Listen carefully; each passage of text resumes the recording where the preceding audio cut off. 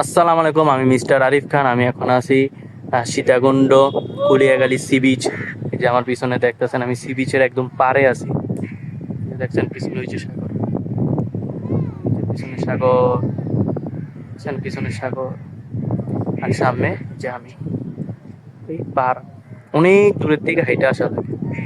এখন তো ঠান্ডা, এখন রোডের থেকে সাগর অনেক, এদিকে অনেক পানি, দেখছেন গাছ গাছের শিকড়গুলা বের হয়ে রয়েছে। ভালো লাগতেছে, অনেক ঠান্ডা একটা পরিবেশ, প্রকৃতি, ঠান্ডা ঠান্ডা ঠান্ডা ঠান্ডা। যদি কেউ দিনে দিনে আইসা ঘুরতে চান তাহলে আমি বলবো সীতাকুণ্ড আসেন, আইসা পাহাড় চলেন, এরপরা আকিলপুরে যান, এরপরা কুলিয়াকান্দি সি বিচে আসেন। অনেক সুন্দর একটা জায়গা। শর্ট টাইমে আপনি সকাল যদি 8টার ভিতরেও সীতাকুণ্ড আইসা নামেন, তাইলে আপনি এই 3-4 জায়গা আপনি ঘুরতে পারবেন। তারপরে ঝর্ণা আর অন্য জায়গা ঘুরতে পারবেন, খুব সুন্দর। ভালোই লাগতেছে আমার, ঠান্ডা ঠান্ডা